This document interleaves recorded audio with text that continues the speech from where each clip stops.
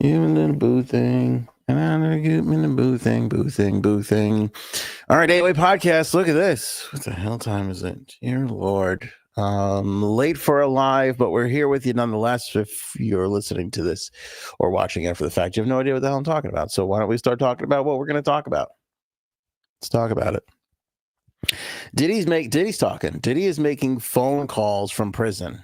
This is the most dangerous piece of garbage that our society has seen in quite some time, because it's one thing to do all the things that Diddy has been accused of, and it's another thing to be out there trying to get your family members, which I've heard a ton of, that he's got family members out there trying to work the phones. He's trying to get out of prison himself. You know, he's been working, trying to get that bail set for himself. And now we get the word of, no, he's actually been making phone calls from prison, which is usually like the first thing that they take away from you. We also found out that authorities raided his prison cell, so more on that. Out of the massive failure that was the Tyson and Logan Paul, or Jake Paul, or Josh Paul, or I don't remember which Paul. Anyway, out of that huge mess and debacle, we actually had a star born. Her name is Sydney Thomas. We'll tell you about her. Apple canceling a major accessory. Brianna Chicken Fry and Zach Bryan, their breakup continues to make headlines. The Trump dance is sweeping across America as we speak. Frankie C must be out there miserable. I just, in Wayne's World, when the guy's cleaning the side of the road and then he just drops a single tear when somebody throws, it's like a spoof off an old commercial. I think that's Frankie C right now, as everybody's Trump dancing and a single tear is just coming down his face. And I'm worried about my parents in the villages, and I have video evidence to prove that I should be worried. All that and more, my friends, coming up on this episode.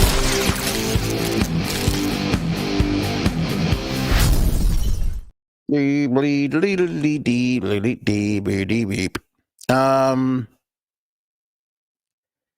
don't, when you get caught doing something, just be caught. Just be done with it. Diddy is a determined young gentleman. He is more scary to me than, oh, here we go. Look at this. Will is tearing up the clubs. I did the Trump dance in the club Saturday night. I bet you it went over gangbusters. I bet you it just went over gangbusters. People are out there just Trump. I can't do it. I don't want to be on camera doing it, but people are tearing it up, doing the Trump. I cannot believe where we wound up, but we'll save that topic for when we get to it for sure. All right, so Diddy's making phone calls from prison. This has been reported by several outlets here, and what he is doing. Let me see here. The BBC had a great take on it. I'm going to read from you my notes after getting this from the BBC. Obviously breaking prison rules here, and you might be thinking, is it a cell phone? Is he sneaking things in?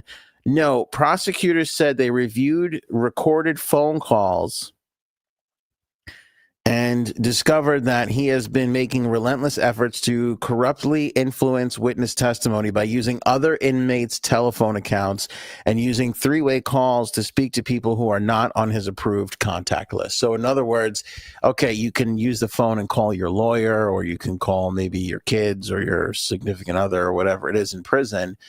Now, I don't know if they're connecting them to these other people, if he's hopping on phone calls with his lawyers and his lawyers are connecting him to other people. That would be very, very bad if that was the case.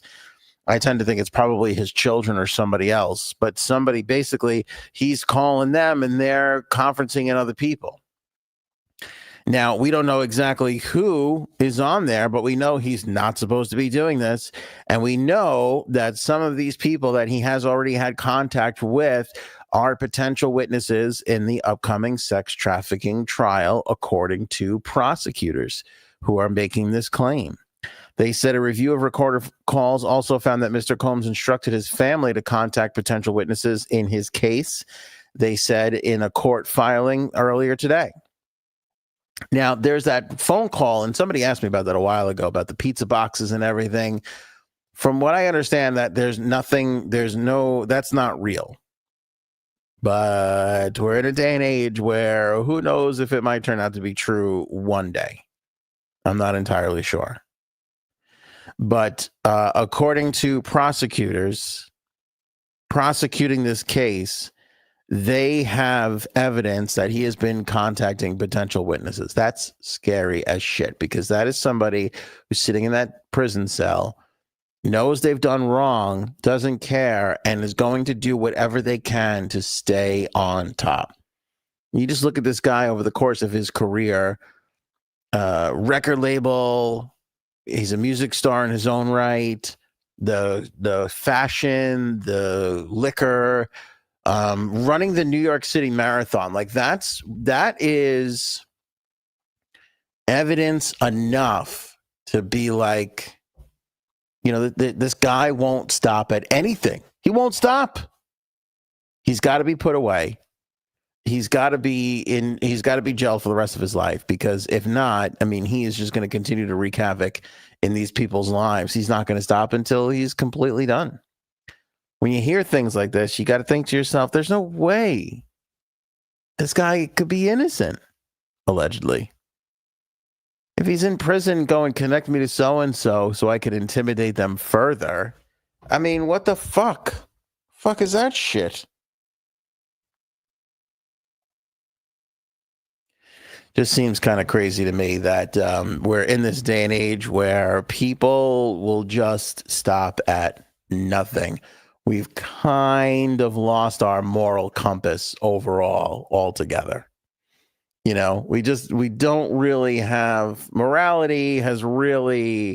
It's taken an interesting turn, beaten, whatever it is that you want to, however you want to call it, categorize it, or whatever it is. I mean, one day you're just stealing a couple of salads, and then the next day, you're like, connect me with so-and-so so I could, witness tamper them. It's fucking crazy. So I hope Diddy rots in prison first, then hell. Not necessarily in that order. And the funny thing is, Diddy's lawyers are out there going, well, the government raided Diddy's cell and they took his private notes. This is outrageous, government overreach. Government overreach. Are you fucking crazy? Guys calling witnesses from prison. From prison.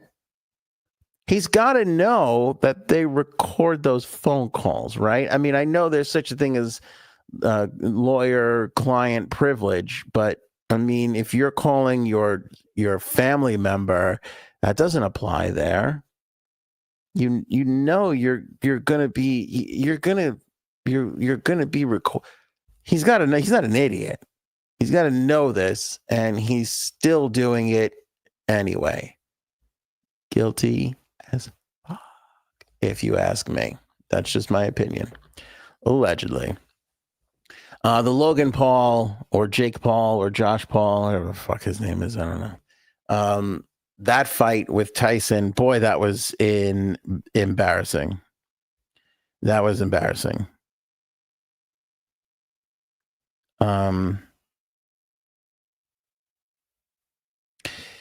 The amount of times my Netflix froze was unbearable. I thought it was just me.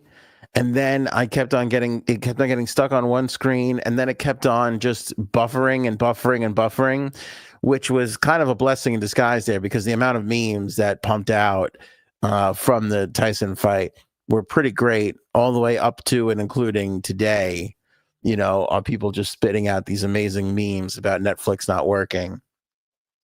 All that being said, everybody's panicking now because they're like, well, Netflix is supposed to be streaming a couple of NFL games over the holidays. Is that going to work?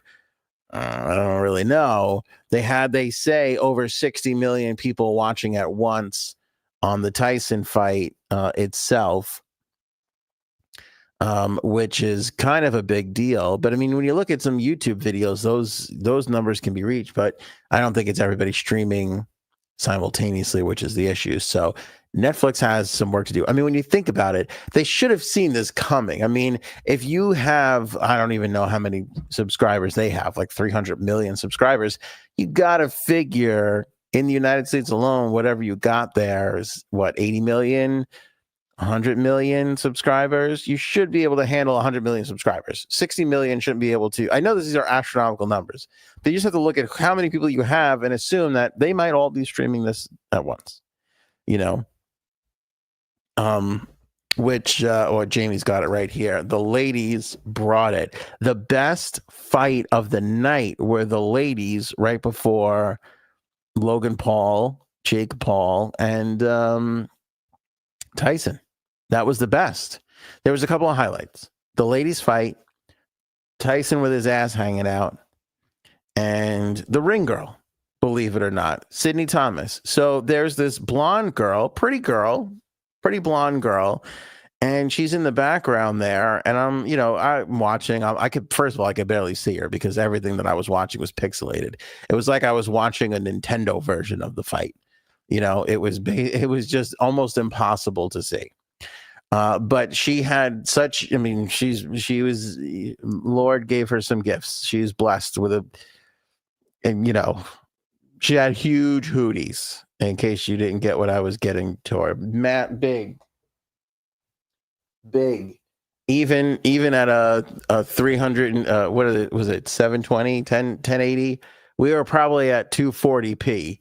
And even at 240p, you could see, dear Lord, there's somebody up there who's been blessed by the Lord or a plastic surgeon. I don't think it matters much to people these days. Anyway, everybody noticed Sydney Thomas. I don't know if Sydney Thomas was popular before, but boy, was she popular during the fight. Because I hopped on, we were doing the thing in Discord after Friday's show. I said, I'll go in Discord and I'll. We'll comment back and forth. You don't even want to know what I gave up for that on a late Friday night. I'm just saying, your old pal Aunt made some sacrifices to jump in the Discord. Okay. But I'm in there, we're commenting. Now the thing's not working. So I'm jumping on social and commenting, and I'm looking at Twitter and Facebook and what people are saying. And I'm looking to connect with people that are like, hey, the thing's not working. And all anybody can tweet about is this blonde girl. And then I go and I look, and she has 900,000 followers on TikTok. Now, I don't know if she had this going into the fight, but I can imagine, even if she did have a decent following, she added to that followers list.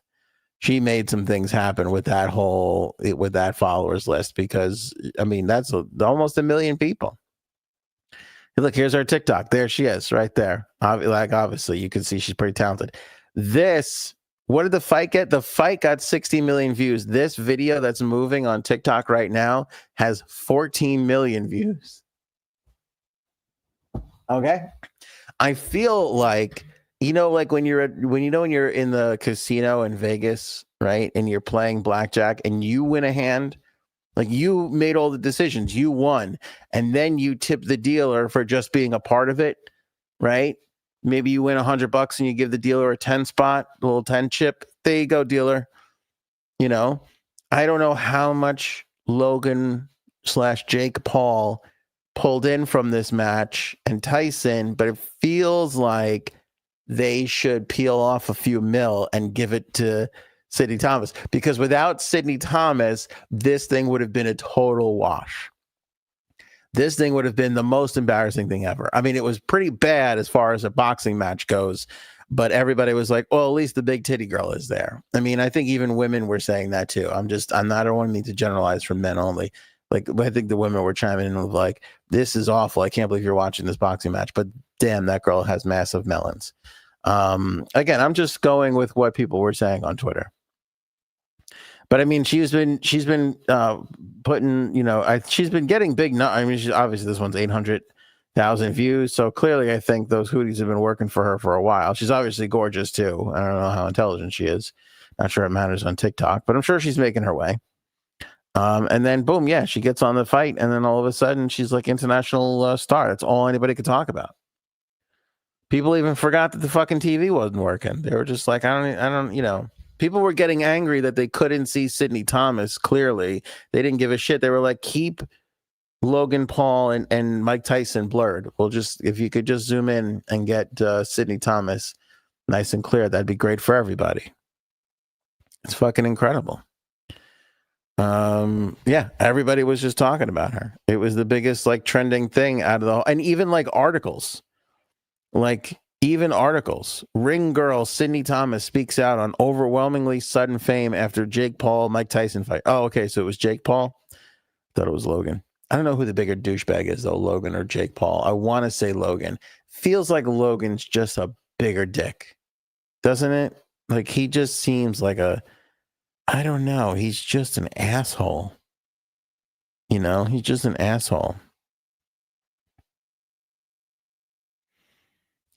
Let's see here. On Instagram, she's got 400,000. Nobody seems to know what her follow count was beforehand, but I'm sure she added a ton.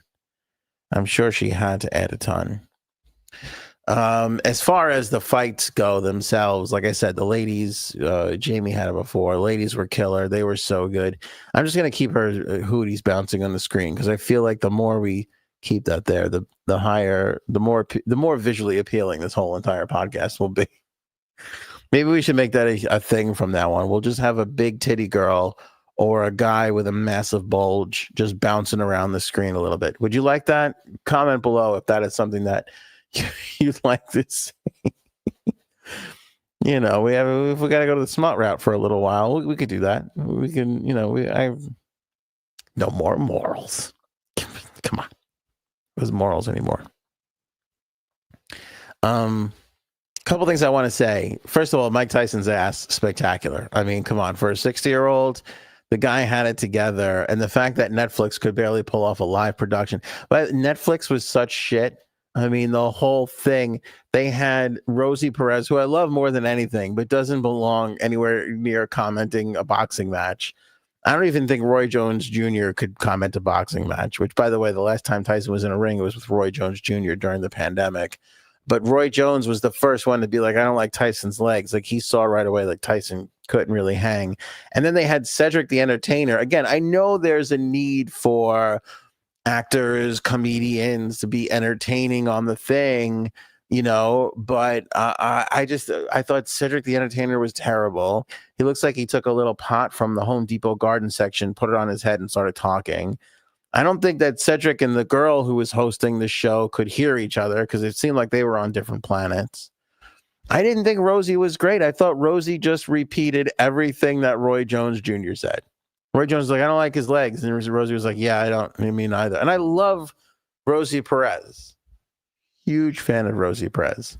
I just didn't understand. I didn't understand the tie in there. I don't understand where she's necessarily coming from. But yeah, their production I thought was just awful. Choice of ring people, not great. The best thing that they did was hire the Sydney Thomas. They should have just let Sydney Thomas call the fight, film the fight, put the graphics up because nobody else seemed to be carrying their own weight when it came to those things. And then I watched so they go through the fight and everything. And then the rumors today are that Tyson wasn't allowed to throw any uppercuts. Like if you watch, it's 8 2-minute rounds the whole time. He doesn't really come any. I think he threw a couple of uppercuts, but nowhere near landing on Jake Paul. So everybody's speculating today that he wasn't allowed to uppercut, which, remember, in the beginning, the first agreement that these two fighters had was that they wouldn't hit each other in the face. So that's not too far-fetched to think that they weren't going to, like, he wasn't allowed to throw an uppercut after all this. And then after the fight, they asked, Jake Paul was doing his press conference and they were saying, give us a recap. And he was basically saying it looked like he had nothing in the tank and I didn't want to knock him out, which I appreciate. I mean, I think that's a wonderful thing and a great sentiment to say from Jake Paul, but also at the same time, people paying a lot of money for this fight. I didn't want to see Mike Tyson get knocked out. I certainly did not. However, people are late. Like I feel like you got to give it your all. I don't know. Am I wrong here? Am I being a jerk? Is Jake Paul the nice guy for not knocking the shit out of this poor 60-year-old? I mean, I do feel bad about that too. I'm kind of torn on this, but at the same time, I just feel like then don't say it. Just be like, hey, we had a good match and that was it. Don't go on the podium afterwards and be like, yeah, I didn't want to knock the old timer out. Give him a little mercy. I don't know. That doesn't really sit well with me. I agree with Rhonda here. Tyson looked very old. He walked like he was 80. He did give, like, the first couple of Tyson came out like, and you thought, ooh, we might have something here. And then by round 3, that had subsided quickly. And the two of them just danced around each other for the rest of the remaining rounds. And then UFC had a thing on Saturday, and so they asked Dana White about it, and Dana White was going, this Jake Paul is bullshit. This is why nobody will fight him. And he advised Tyson not to take this fight. He said it's not going to make him look good. Nothing good is going to come from it. It was an interesting idea. Like, I'm glad I watched it. I'm not necessarily glad I passed up bedroom time with Cuddles for it. That seemed like a mistake in hindsight, but I did make a commitment to be in the Discord, so I wanted to be there. And, overall, I just kind of felt like we shouldn't be doing these anymore. Like, if Jake Paul wants to continue this whole illusion of being a boxer, he's got to really pick somebody impressive next time around. He should leave it up to somebody else, not do like a crazy fight like this. But hey, whatever. They made their paydays, and they obviously both got paid quite a bit of money for it. They filled that Texas stadium over there. Boy, that Jerry Jones is losing it too, right? I saw him. That he should have never been allowed on that broadcast. That guy is just drunk all the time. Doesn't know how to run the Cowboys. Doesn't even know what's going on. He's like, yeah, He's like, we'll help this. We'll help Netflix out. Help Netflix out. Netflix is massive.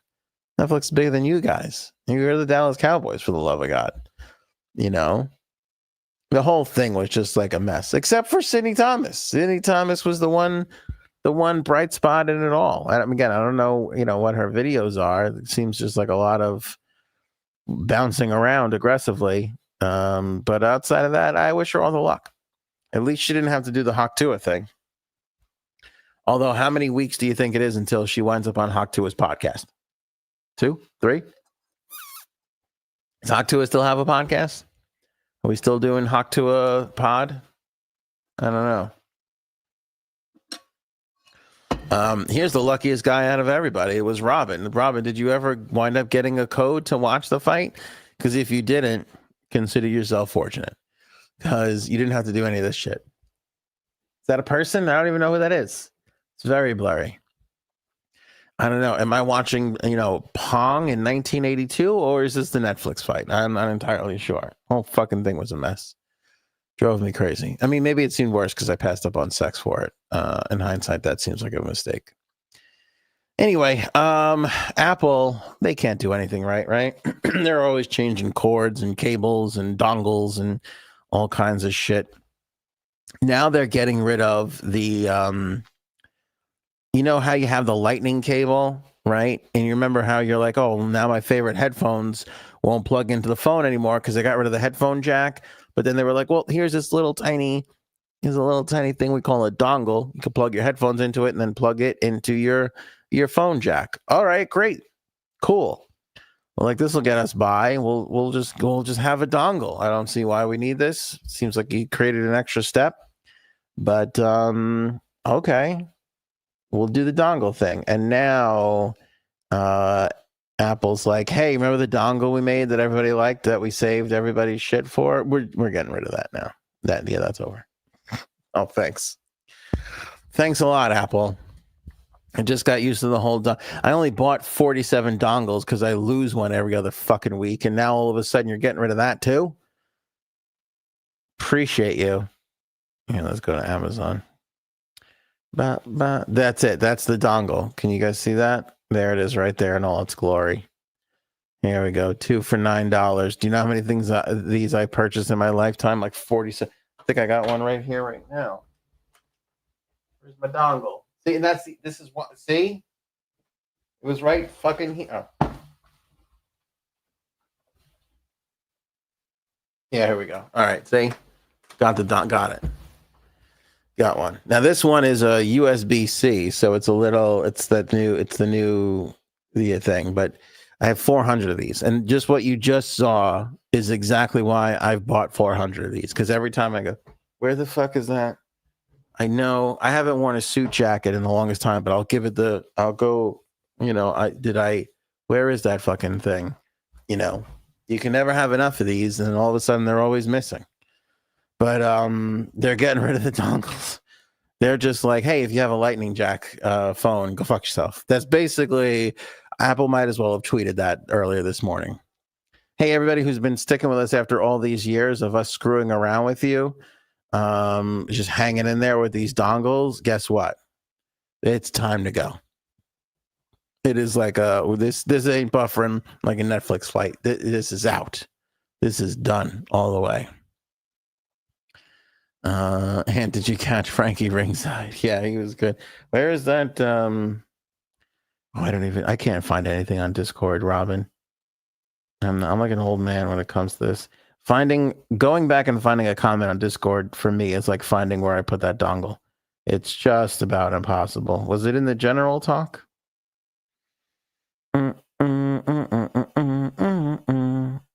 Wow, there's more comments than I remember.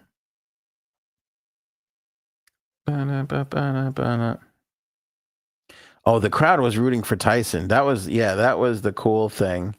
The crowd was going nuts for Tyson. They were like cheering him more than they wanted Tyson to knock the shit out of that fucking Logan Jake Paul, whatever his name is. Can't remember it. But they didn't. He didn't. I would have loved for him to catch him just once to fucking put him down. Oh, wouldn't that been great? It would have just been sweet revenge for every young dick who's been mean to you on the road or whatever. Just be like, good, Logan Paul got his. Over to Brianna Chicken Fry. Yeah, this story, I know, maybe a lot of people were unaware, but I know Zach Bryan has really taken off. But this story has been crazy. If you're unfamiliar, Brianna Chicken Fry is a YouTuber, blogger, right, with the Barstool people. And then Zach Bryan, obviously up and coming country star, all over the place, touring the world, like really just, oh, here it is. Thanks. Hold on. Fucking Robin. This guy kills me. There's the fucking. There it was. And if you're wondering, this wasn't even during one of the big punches from the fight. This was literally when the ring girl came out. This is when Sidney Thomas walked out for the first time. That was the reaction in the room there. It's just crazy. Yeah, it was just crazy. Anyway, Brianna Chicken Fry, Barstool person, and then Zach Bryan's the up-and-coming country star. They're together. It's a romance. It's like one of those things, like it's like Bennifer, when you're like famous, and then they come together, and it's like all of a sudden just a huge explosion, right? Like Taylor Swift was massive. Kelsey was popular, and they both go up, right? Because of the two of them getting together. So same thing with Brianna Chicken Fry and Zach Bryan. And then they break up. And then the thing that catches all the headlines is she says that he was abusive. She tells a couple of stories on the BFFs podcast. And then she says that Zach Bryan gave her an NDA to be quiet about their relationship and offered her $12 million for her signature on that non-disclosure agreement. And she turned it down. Now I'm like, what? What is happening? Shout out to Paul for this. CMT Awards. Are they Wednesday? I know they're coming up. That would be massive. I'm assuming that Zach Bryan's going to be there. So now we get the story that he wound up stealing her cat. So she tweeted that she missed the cat. And then she tweeted that she was with friends and there was a dude snuggling with her. And so somebody in the comments was like, well, that was fast. And she responded with, guy was cheating on me for an entire year. Like, I think after a month, I can go hang out with somebody else, basically was her comment. Could you imagine getting cheated on for a year? And then Dave Portnoy, the pizza guy, goes, hold on here. I wrote it down in my notes. he was basically, she goes, hold on. See, I got distracted by Sydney Thomas and the Frank face on the meme there, and now I got all fucked up. All right, let me go back to my notes. She misses the cat. She alleges that Zach Bryan stole her cat. In the comment section for the latest post about her with another dude, Brianna says she has footage of physical abuse. Right? Well, no, let me go back. She said that she has footage of physical abuse in the past. In this particular post, she said that she has footage of Zach Bryan whipping shit at my face. To which Dave Portnoy responded, "Post it." She responded, "I'll just send it to you." It's like, I don't know, it sounds like she's trying to do the honorable thing by holding on to this footage, but it also feels like it's just a matter of time until he does something really fucked up and she puts it out there. Basically ending his career, right? I mean, like, with that, can anybody bounce back from something like that? I'm not entirely sure. Although in today's day and age, it kind of feels like anything is possible. I mean, shit, we welcomed Chris Brown back. Remember that? I remember I was at the radio station I was at for a long time. And our sister station was a pop station. And I remember let's try and bring back Chris Brown. And I remember seeing footage of like a bloodied Rihanna after he beat the shit out of her in a limousine. I mean, they say they beat up each other, but come on. Maybe she slapped the shit out of him a little bit, but give me a break. He beat that poor woman bloody. And all of a sudden it was like, hey, Chris Brown is back, everybody. And I remember saying to the guy who ran the station, who added Chris Brown's record back into rotation, I go, don't you find this wrong? Like, isn't this a little weird? I mean, there wasn't even an apology. There was no, I mean, maybe there was an apology. I remember he went on the Today Show. But I remember thinking, I wouldn't even have him on the fucking Today Show. If I was on the Today Show, I'd be like, he can go fuck right off. Like, we need Chris Brown. Like, the world is like, what a shame Chris Brown hit that woman because his music was so fucking great. It was going to all save our souls. Like, no, he's a horseshit, third-rate Usher photocopy to begin with, and now all of a sudden we're welcoming him back because we need him so bad and forgiving like a wife beating from it. Like, I thought that was just fucking out of hand and silly. And look, it's up to Brianna whether or not she wants to put this shit out, but I feel like just do it already. Just put this guy out of his misery. You're not going to take his money. You're not dependent on him. You don't need him. Just let everybody know what a piece of shit he is. Unless she feels like she's doing more damage by keeping it a mystery. That I don't know. Perhaps she's worried about what he'll say about her. Who knows? Maybe, who really knows? Maybe she's just trying to keep him at bay with the threat of it all. I'm not entirely sure. But the whole thing sounds crazy. Now I'm all of a sudden angry again over everybody bringing Chris Brown back. That piece of shit. Over to the Trump dance. Now I got to tell you why I'm worried about this isn't on the rundown here, but I am concerned about my parents in the villages. Trump dance. So, Trump does his little jig, right? So I'm watching the UFC fight from over the weekend. I don't even know who the people are, but this one guy fucked up this other guy. I mean, he threw a kick. He did one of those back turnaround kicks. It looked like a cartoon. This guy put his foot so far into this guy's ribs that the guy went down. And that was the end of the fight. And then when they showed it on super slow-mo, it literally, it was like side of his stomach, foot, and his whole stomach just curled completely around the guy's foot. That's how hard this one dude kicked the other dude. I hope you can follow my fancy UFC lingo. And one dude kicked another dude. But that's what happened. And then this guy, I got to find out this guy's name, who won. It was at Madison Square Garden. John Jones, I think. Yeah, so John Jones. So after he fucking lays this guy out, he goes into the middle of the ring. Now Trump is sitting right there ringside. He goes into the middle of the ring and starts doing the Trump dance. And I'm like, oh no. I'm like, there it is. There it is. Then he got out of the ring and he gave Trump the belt, which made it all over Twitter. And they talked for a little bit. And I'm like, all of a sudden, Donald Trump went from convicted felon piece of shit to literally, and not just by Republicans, I feel now at this point, literally went from like nothingness to how can we elect this guy to he's going to solve every problem. Like everybody's just like, this guy's great. He's really good. And also his dancing is good. Like that is how much of a new bizarro world we've landed in. But as soon as I saw that, because that guy looks cool as shit. What's his name? John Jones? Look cool as shit. Like fucked this dude up. Like, and then was like doing and I'm like, as soon as I saw him do that dance, I was like, this is it. It's over. Fast forward to NFL Sunday yesterday. A guy on the Detroit Lions did it. A guy on the Vegas Raiders wound up doing it.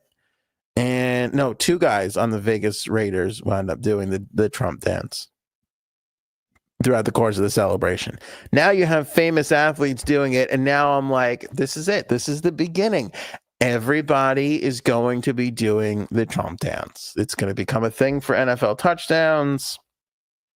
Who knows if it's going to become a thing at the NBA, stock car, race car drivers. I mean, it's endless. The kids are going to start doing it now. This stupid fucking I'm jerking off to invisible people move is going to become a craze. It's just going to happen. That's all we do now is just hop on one craze after the next. And this is the newest craze. This is just it. I'm telling you. I don't know how we're ever going to get Frank back. I'm concerned. I thought he was supposed to come back on this episode, and then I got a message from him pre-show. It was like, it's not going to make it. And I was like, okay, I don't know. I was going to press it. I'm like, you take all the time you need, big dog. I don't think this has anything to do with him not being here. In fact, I know it doesn't. He had something else to take care of. But I'm terrified for his first show back and the response that's going to come. I'm frankly a little concerned. I'm a little concerned. And if the fucking, YMCA is our new national anthem, yeah, if the whole thing changes, I mean, well, bless your heart, Linderella. That was a really kind thing to say. Frankie might be relocating to Denmark. I mean this. I don't know if we're ever going to see him again. I'm worried. That's my oldest bud. That's my best bud right there. I don't know if we're ever going to talk again. I just don't know. I just don't know it. I'll tell you what, though. It's strange. I've continued to just like watch everybody, like the people on CNN, just to kind of see how everybody's reacting. And there was a fair amount of reaction to that the guy he made Secretary of Defense. But it wasn't too bad. Everything is being overshadowed by Matt Gaetz. This Matt Gaetz thing is crazy. Like they're talking about now today. I was listening to some chatter on what the fuck was I even listening to? I think I don't know. I can't remember if it was, I plunked around Fox News, NBC. I can't remember who said it, but they're all pontificating and wondering if Mike Johnson is going to put the Congress into recess just so Trump can clear all his appointments, which seems such a bizarre thing to me because you have the majority. We've got a Republican House, we've got a Republican Senate, we've got a Republican conservative Supreme Court. This is the Republicans' chance to run wild and do everything that they've always ever wanted to do. And already out of the gate, we're talking about, well, Congress might give up one of their biggest pieces of power and just hand it over to the president of the United States. And what's crazy is I don't know if that's a precedent that they want to set, while at the same time, Mike Johnson is talking about, let's not release the Matt Gaetz House committee investigation, because I don't know if that's a precedent we want to set, which is just bizarre. I mean, it's just batshit crazy. I mean, for people who don't know, the Senate has to confirm the president's cabinet choices, right? That's their thing. Unless the Senate goes on a recess and they are in recess for more than 10 days. If they're in recess for more than 10 days, the president can make a recessment appointment, and he can basically say, well, the Senate's not here to confirm my choice, so I'm just going to appoint this person. It's happened before. I forget. I think Obama did one, if I'm not mistaken. I could be wrong about that, but it's happened before. And, you know, they're talking about, well, if they don't even have the Republican votes to get Matt Gaetz across, is this something that Mike Johnson should do? Now, Gaetz was being investigated by the House Ethics Committee. He resigns from Congress because he was appointed Attorney General. And his thing is, well, I want to give the seat in Florida, I want to give enough time for another Republican to come in here. So I'm gonna do this right now, because most people wouldn't have resigned their position if it wasn't for the fact that, you know, because if you don't get named, then you just go back to your spot, right? But then if you do get confirmed, then that's much later where somebody can run for that seat in Congress. So this is what he says. But meanwhile, they're talking about this report, because they alleged him, you know, sex trafficking and doing drugs, which I believe he did. I mean, just look at him. He looks like a piece of shit. I'm sorry. This isn't a Republican or Democrat thing. That guy looks like a creepy fucking weirdo piece of shit from Florida. And he's from Florida. Like, if you put him, you know, in Wisconsin or Minnesota, you're like, I don't know, maybe he didn't do it. But if you're like, no, this guy's from Florida, you're like, that motherfucker definitely, because there's nothing to do in Florida but get kind of fucked up and party. You know, it's just so hot there all the time. You're just like, should we go back to work, or should we just go to the pool and get fucked up and have a party? That's Florida. Anyway, stop dragging me off on tangents. I'm trying to explain. So he resigns, saying that he wants to give everybody enough time to get the seat. But really, by resigning, he makes it so that if the House Ethics Committee is there just to investigate the ethics of the members of the House of Representatives, once you're no longer a representative, they have nothing to investigate. So he effectively thinks he's shutting it down. So Mike Johnson's like, hey, we have to protect the sanctity of our members here. There's no reason to release that that report that they put together. But there are Republicans in Congress that are like, I'm not confirming this guy unless I see that report. There is precedent, by the way, of twice in our history, somebody's come under investigation from the House Committee of Ethics, and while the investigation hadn't finished, they were no longer members, and those reports were still released. You know, so you have this weird dichotomy of what should be done here. And Mike Johnson's up there going, do not release this. Like, I do not want this out. I think he's just trying to protect Trump and the pick and everything.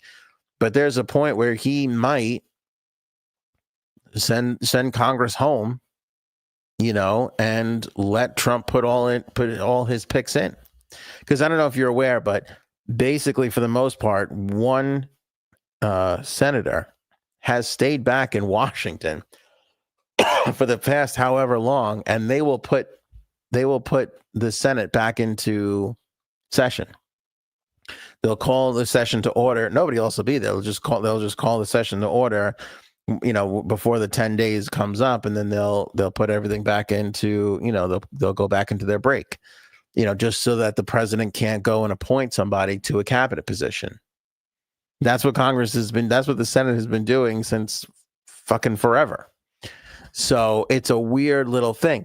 Now, what's interesting that I was reading earlier, the president of the United States can send Congress home if they so choose. It has to be under extenuating circumstances. It has to be an emergency situation. But if the president deems it fit, he can send Congress home and keep them away from Washington, D.C. for the 10 days, long enough for him to put his own people in. There has to be a reason behind it. And then today, what's trending everywhere on social, that he's Trump was calling it a national emergency, and that he's going to mobilize the National Guard and the Army to take care of the immigration problem. So I'm sitting there and I'm going, well, is he taking care of the immigration problem, or is he killing two birds with one stone here? National emergency, I'll send Congress home, get my appointments, and then we're off and running. Seems crazy. It seems nutty that we're even having this conversation because, again, he's got the majority everywhere. I don't know for the life of me why he chose Matt Gaetz, other than maybe he thought he's ride or die and he'll squash anything going against the president. But again, I don't even know if he needs that, because the Supreme Court gave him a license to steal and kill and do whatever he wants, as long as it's under the guise of the presidency of the United States of America. So I don't know what the fuck is going on. And I don't know if anybody else really does right now, but we are in very interesting times. Very, very interesting times. And he's picking his cabinet and he's going crazy. He's taking Matt Gaetz and all the allegations along with him. And guys in the UFC are doing the Trump dance. It is a good time for a Republican. It's a great time to be a Republican right now. This is your honeymoon phase. I don't know where we'll be 6 months from now. I don't know where we'll be a year from now. I'm sure that approval rating is going to go down drastically, especially if inflation and the interest rates and everything else start going back up again. But as we sit right now, the market loves it. Crypto loves it, right? Everybody seems to be loving. UFC's loving it. Young men are loving it. Everybody seems to be thoroughly enjoying the Trump presidency transition process. One other thing before we get to my crazy parents in the villages. AOC, right? AOC started doing these little like town halls on social media, which I find really interesting, because what we've discovered from exit polls and the voting in this particular election, we did a lot of I'm so sorry, my throat's starting to dry up. We did a lot of conversations about how dominant Trump was, or how much ground he gained in the African-American male community. We talked about the Brooklyn and the Bronx, and how much he chipped away at Kamala and the Democrats' stronghold in New York City. We talked about all these things, and it's so interesting to see how much of the vote Donald Trump was able to gather, how much progress he was able to make with minority votes, how much progress he was able to make with women. Again, Brooklyn and the Bronx and everything, he made really big leaps. What we discovered, though, is the same people that voted for Donald Trump to be the president of the United States, who didn't choose Kamala Harris, voted for AOC. So you got to look at that now, and you got to say to yourself, these are two completely opposite sides of the spectrum. And you have voters going out and going, I want Donald Trump to be my president, and I want AOC to represent me in Congress. That doesn't make sense. I mean, it doesn't make sense in a traditional political playbook, which again backs up the fact that the political playbook that was around for Reagan and Clinton and Bush 2 and even Obama is gone. That is dead. That is not the way this current generation of the electorate is voting and reacting and behaving, because they could literally sit there and go, I'll take the President Trump and AOC, please, who are the two complete opposite sides of the spectrum. So in an effort to learn what the hell is going on, AOC has been doing these town halls, and she's getting a lot of the reaction that, again, we've talked about here on the podcast ever since the post-election show, where I said, it's clear that the public doesn't want to get talked down to. It's clear that the Democrats just can't run on "we're not Trump" anymore. It's clear that they've lost their connection to white males, which is a big voting part, the big part of the voting electorate. But even more so, a lot of white males are blue collar workers, and they have lost their connection to blue collar workers. We saw unions line up on the side of Trump. And again, like, my father was in a union his whole life. I would be on the picket line with him when they were striking. Okay, so I grew up in this world. Those people never liked Republicans. Republicans were always big business. Democrats were the working person. Now all of a sudden you have the unions going, we're tired of getting fucked by the Democrats. We know the Republicans aren't for us. We're still going to take a flyer on it. Okay, that's how crazy it's gotten. But you have AOC now, and she's out there going, okay, what happened here? And she's learning all the things that we're talking about, right? And the extreme parts of wokeness and all this crazy stuff that if you don't believe in the latest thing that you just found out about 4 seconds ago, then you're a bigot, is backfiring on the Democrats. And one of the things that came up in one of these town halls is the pronoun conversation. And AOC removed the pronouns from her social media profile. She was she, her, hers. I forget what the three of them are. And I just thought to myself, this is not just, people choosing Donald Trump over Kamala Harris. This is not just,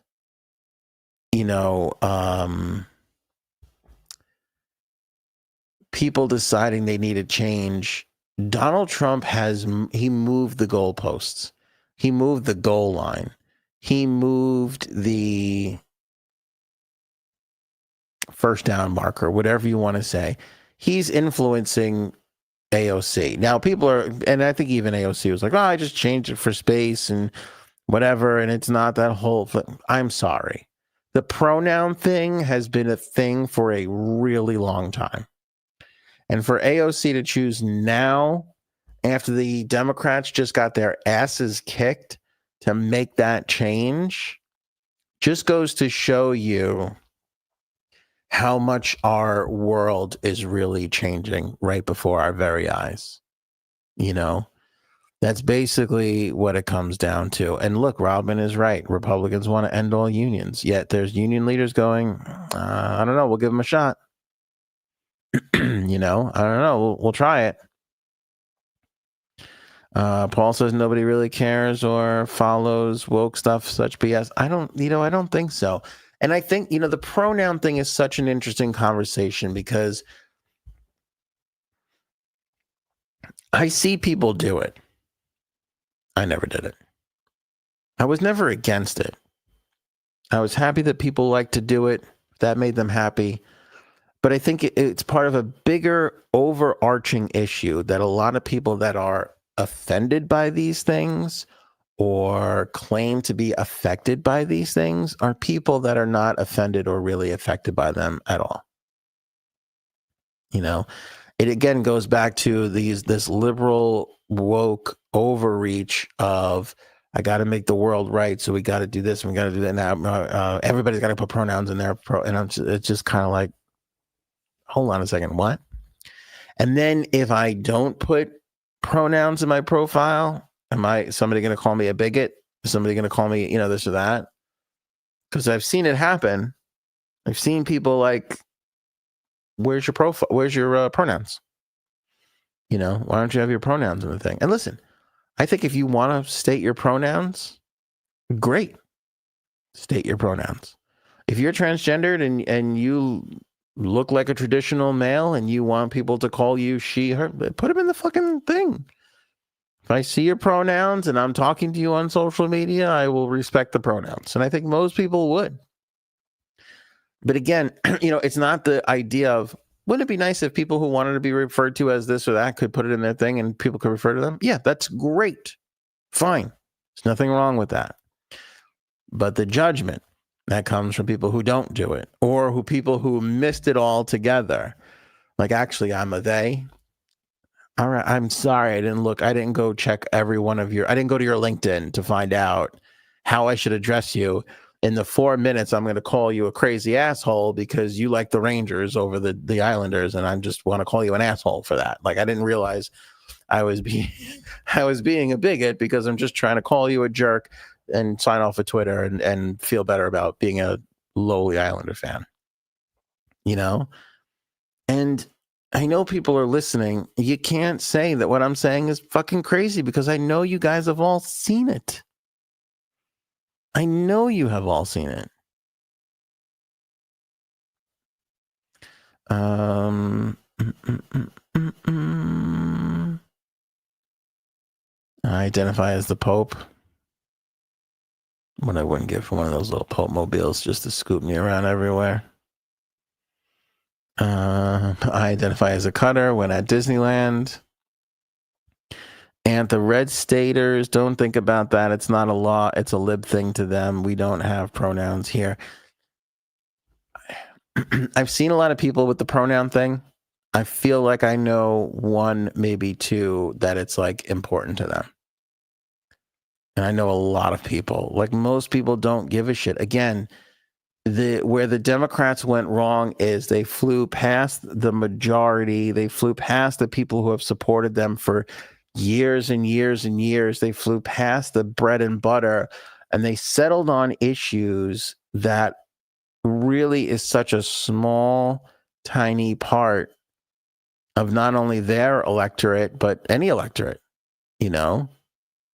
They worried so much and they fought and they went to battle and wars over the little tiniest, craziest things. And it just cost them in the election. And so when AOC, just like 10 days out from the election, takes the pronouns out of her profile, to me, that's progress. That's like, hey, you're getting it. You're getting it, even though it's a great thing. Just because you don't have pronouns in your again, I don't have pronouns in my profile. I don't give a fuck what people call me. I don't give a shit. That's not my fight. But if you have pronouns in yours and that's important to you, great. I'm there for it. I'm for you. But to go around and be like, everybody should have their profile. I mean, I have seen my niece. Scratch that. I was talking to a young person the other day, months ago, who was applying for jobs. And they go, when did this the pronoun they, them thing? I go, it started 5 fucking minutes ago. I go, when I got out of college, nobody asked me what you want to refer to me as. Those things are on job applications now. Why? Why are they on job applications? I understand disclosing your race to make sure that there's equal opportunity, because despite what people say, there are still people that are like, I don't want to hire that person. So you got to put that kind of stuff in there. Again, I don't know if it helps or hurts.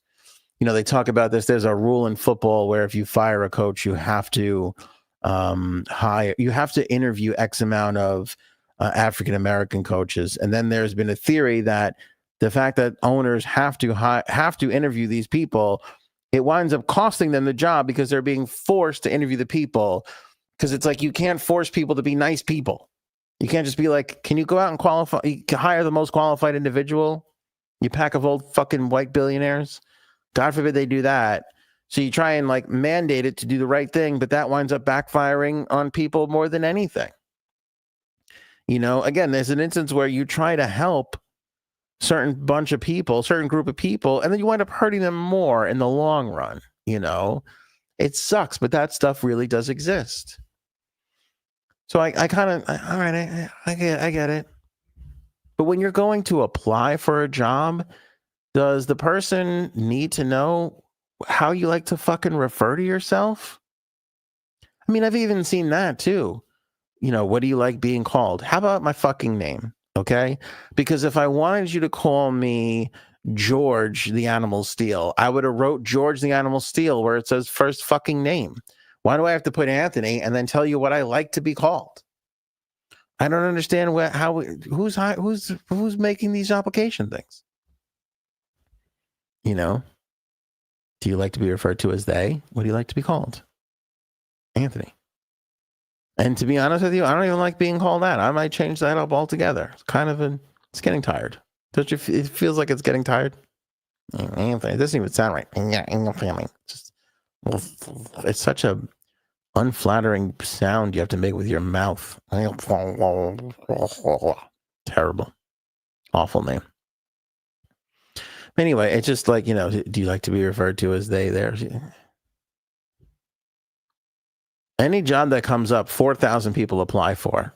Take the line out. You're wasting people's time. When you get to the interview process, when you're down to the last two people, go, would you like to be called they? Are you a she or a he or a they? Which one do you prefer? Okay, great. Cool.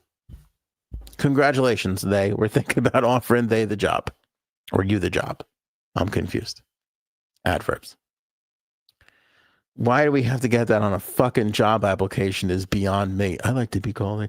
Go look at the way Spotify. I remember I looked at a Spotify job application because when Joe Rogan was having all the issues, they were saying how fucking batshit crazy they were.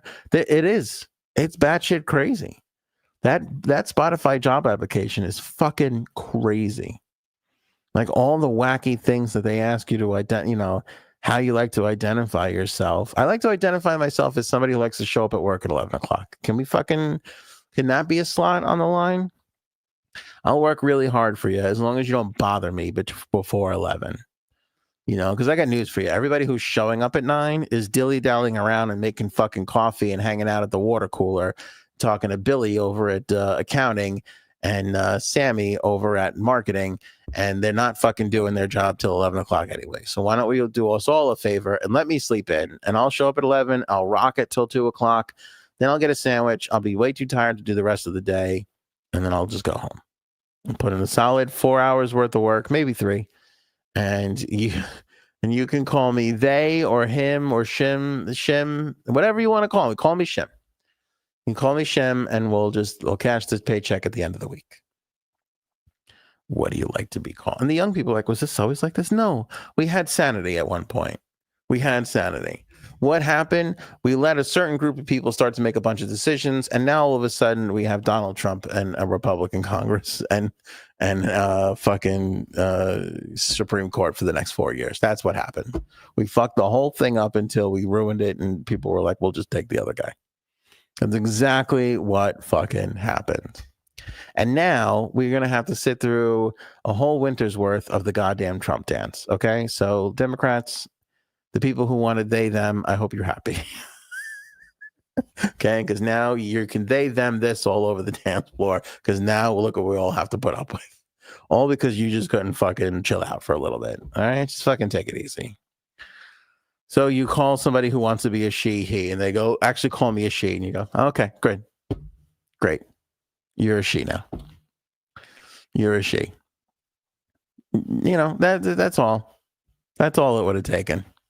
But I get it. There are assholes who are still like, I get it. That's why you try to do the nice thing to begin with. It's just that the Democrats have to understand you can't force people to be nice. It only makes them bigger assholes. It makes him a bigger asshole by trying to get they, them to be nice. You got to let that shit just kind of generationally kind of, I do wish, if you want to know the God's honest truth, now that, Trump is appointing everybody to every job they ever want. I mean, it looks like a third grade election where it's just like, do you want to be the chairman of pizza? Guess what, Billy? You're the chairman of pizza. Who wants to be in charge of the chalk? Everybody gets to pick the job that they want. I would like to pick a job of where I go into the house and I see, is dad an asshole? Because if he is, then we work on the kid a little bit, being like, guess what? Your dad's an asshole. Here's how to be nicer. I got news for you. There's nothing wrong. There's nothing wrong with minorities. I got news for you. I know what your dad's been saying. I know what your dad yells in the car when he gets cut off. Despite that, they're all very nice people. You know, that's what I would love to do. I would love to just go door to door, spend 15 minutes with dad, and then get 20 minutes with the kid where I can go, I got news for you. Women can do anything. I just wanted to put that out there. Spend a couple minutes with your dad. Kind of seems like, I don't know, slightly sexist. Just want to tell you, women, pretty extraordinary. They can do a lot. So don't for a second think that they're like, less. Okay. Have a good day. Take care. Take it easy. Go to the next house. Let me explain something to you about Jewish people. They have a really bad rap. Overall, not that bad. Have you had the jelly donuts? Don't take what dad says seriously. Okay? Next time you see a Jewish person, just be like, you're okay with me. And just let it grow from there. That's how we can fucking, stop it generationally. I think at least. Yeah, see? Hope you like forced Christian prayer in schools. I do not overly enjoy that. No, I don't. In some bumfuck state, oh, forget it. I'd have a feel. My little department idea, we would spend the most time in the South. We would just be rocking that South all we can. There was a guy, hold on. Don't push me around, people. I'm going to get to it. I'm going to find it. I got 1,000 notes and 4,000 topics that don't make every episode. There was a guy in Ryan Walters. Okay, you probably don't know who Ryan Walters is, and aren't you lucky? I don't know what his pronouns are. But he's got some position in fucking Oklahoma schools or something where he belongs not to be. Okay. He's the Oklahoma State Superintendent. He emailed the entire Oklahoma school district the other day. And he sent them a video where in it he explains how we're going to have school prayer and students should be praying for Donald Trump. And he just rattled off all this shit. He's in Oklahoma, so he's in a hotbed for Republican activity. Every Republican leader, like in the schools that got that, they were like, so he sends this video out and he goes, I want you to play this for the kids and for everybody in the community. And everybody who got that video was like, no, I'm not going to play this. Nobody's going to be praying for Donald Trump in schools. Like, there's no reason for this whatsoever. But this fucking whack job is like, we need to be praying for Donald Trump in school. It's one thing to say, let's root for the president and let's get behind the president. I'm fine with that. But Paul is not wrong here. Paul is not wrong. They are not going to be happy until they got this fucking prayer thing. The same way I'm bitching out the lefts, the woke people and the liberal people, I feel like just give it 2 years, maybe 3, definitely by 4.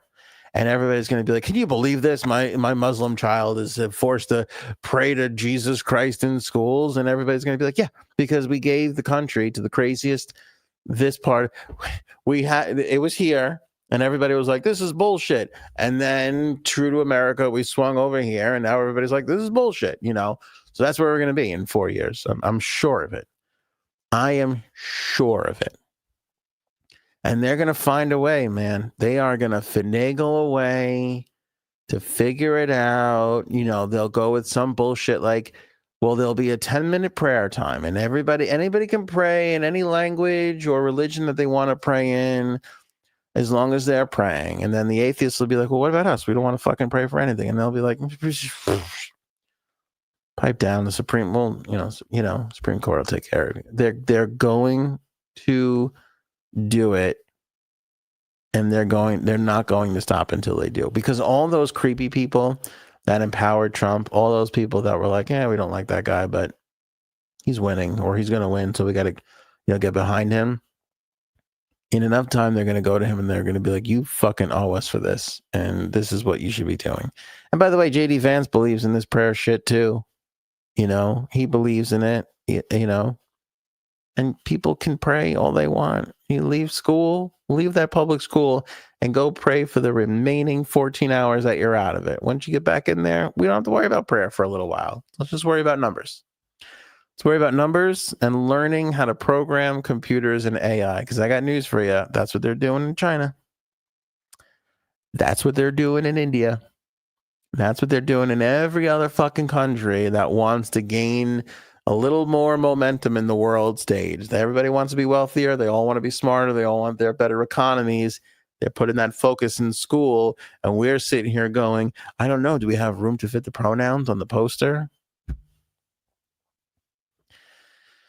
I'm with you too, Robin. I'm a big fan of Jesus. Loved his early work. Later work is good too. A little extreme, but flashy, big, fucking multiplying fish, water to wine, coming back from the dead. It's a hell of an act. Nobody's ever been able to beat it. Nobody's been ever able to. I mean, even Siegfried and Roy, Penn and Teller, they're unbelievable. They can't top the whole Jesus bit. It's phenomenal. It's really phenomenal. But everybody should be prepared. We're heading to, it's all Republican all the time. They've got it, and they're going to take it out for a ride. And if you think they're not for a second, you can forget that.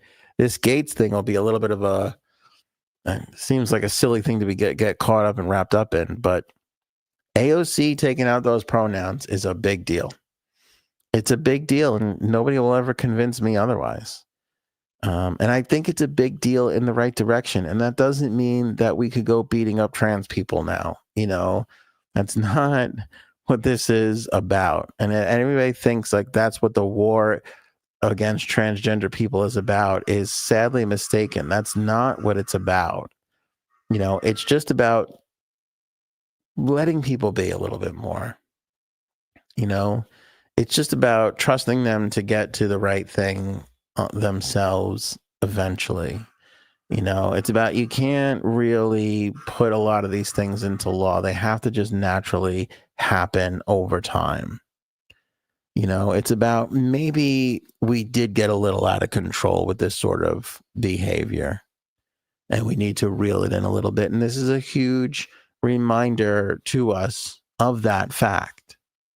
It really is. And it's also a reminder, and George Carlin was a big proponent of this. Maybe it's the liberals who are worried about race all the time. Are the other people? The fact that they have to just fucking categorize everybody and put everybody in their little place, is that the most helpful thing in the world? Because I really don't know now. I'm just not really sure anymore that is helpful. And maybe it was in the 70s coming out of the 60s. Maybe it did help us get through the 80s. But you look at a lot of people right now, and it's kind of like my generation, I'm 40. My sister's generation, she's older than me. I'm not going to say her language. I want to keep her on my side, her age. I want to keep her a fan. But, you look at the 50-year-olds and the 60-year-olds, they definitely handled race and sex different. This younger generation, they don't really seem to give a shit. Do we want to be bringing them up on, you have to put on your fucking thing that you're this is your bag, this, do we want to carry that into them? Or do we want to just let them continue to just evolve and not give a shit? Because they don't seem to give a shit. They don't just seem to give a shit about straight, gay, trans, bisexual, transsexual, fansexual, sexual. Like, it doesn't seem to bother this younger generation. Whereas my generation coming up is like, are you gay? Are you straight? Are you bisexual? Are you this? Are you that? We cared a bit more. The younger ones don't seem to give a shit. Will, don't, she doesn't watch every episode. Don't, now it's out there. Now I put it on the screen. It'll be there forever. We're going to have to delete this episode. This episode will not have a replay. Speaking of family, I'm going to go to the Villages to visit my parents. We're taking the kids to Disney. We told you that. Going to the Villages to visit my parents. And this pops up on my TikTok today. And thank you to Sonia Sells Homes. Good name. I'm guessing Sonia is a real estate agent. I don't know what her pronouns are, but judging by her profile here, looks like Sonia likes to sell homes. So I'm on here and I see flying golf cart parade gone wrong. Now, my parents have a golf cart. This is the exact community that they live in. I don't know how close they are to this particular incident, but I guess the old people who have turned into fucking children. Mercury says, I think she, he, they, it sells homes. Yes, that's an appropriate. Yeah, I have to put that. If you don't put that, you're a bigot. Thank you, Mercury, for being caring and kind and identifying Sonia sells homes as he, she, it, they should be identified.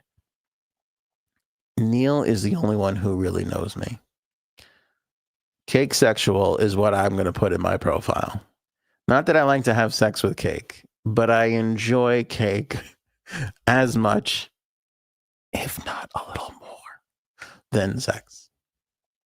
It's easier. Sex, it takes some effort. You can break out into a sweat for that. Maybe you got to plan it, some candles and everything. It takes a lot. Cake just takes this. This is all cake is. Sometimes you don't even need to sometimes you could just, you don't need, I'm not even slicing because you know what? Sometimes no time for slicing. Sometimes you just take the whole goddamn box and you just start working your way through the cake. That's what cake sexuals do, in my opinion. That's how I want to be it. Here's Robin just nailed my pronoun. Just call me Pies. Just say, hey, Pies, how's it going today? I'm going to answer you. I'm going to answer you every time. Don't be like, how's he feeling? Be like, how's Pies feeling? And I'll answer you right back. Pie's not doing too good today. We're running out of cakes. That's basically why Pies is so fucking sad today. Anyway, come on, damn it. We got to wrap this up. This episode has been going on for far too long. But here's Sonia sells homes, and this comes up, and I don't really pay attention and realize this is in the Villages. I just look at it and I go, there's golf carts. My parents own a golf cart. Those houses, they look like the houses around my parents' house. And now I'm like, what the hell is going on here? Well, it turns out that a flying golf cart parade is when they drive golf carts at each other at very high speeds. And what do you think is going to happen when you do that? The first pass is a near hit. And then this one, did you see the old lady who's now sitting in between the two golf carts? Did you see her go flying out of the golf cart? Let's bring that back for everybody. These are retirees, mind you. These are full-grown adults with, in some cases, full-grown adult children, some of whom are cake sexual. Don't judge.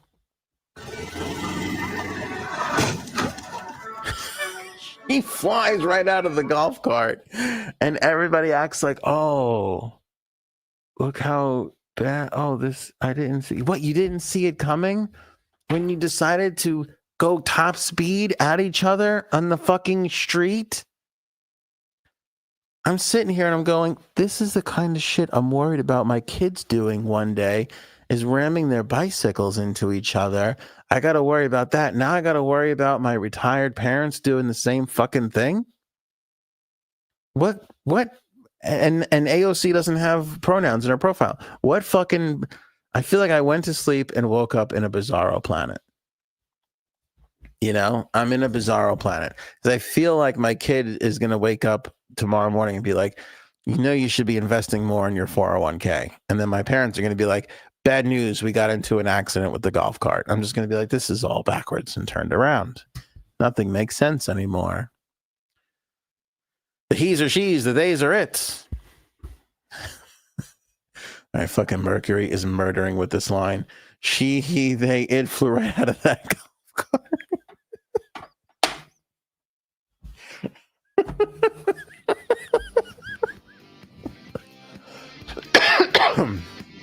Gotta leave it there. We're not gonna top that. That's it. That's the end of the joke. That's the best joke of the night. When you got them laughing on the ropes, fucking leave. Get out. Get out of there immediately. That's what we're doing. So, I mean, I guess this lady or guy or cake sexual, whatever you want to, I guess they're okay. But this whole, look, it says flying golf carts on the fucking people. This guy's like, oh, are you okay? No, what could have possibly gone wrong as we were ramming golf carts at each other at 100 fucking miles an hour, you crazy old bastards? It was late today, but I feel like we made up for it. I appreciate you all. Rumor has it, what they're talking about around the AOA studio hallways is Frankie C will return on Wednesday. We shall see. I hope he, she, they, it comes back and rocks this podcast like they always did. Until then, I will see you guys on Wednesday with our old pal Frankie C. Have a wonderful Tuesday. Show me potato salad. Maybe we should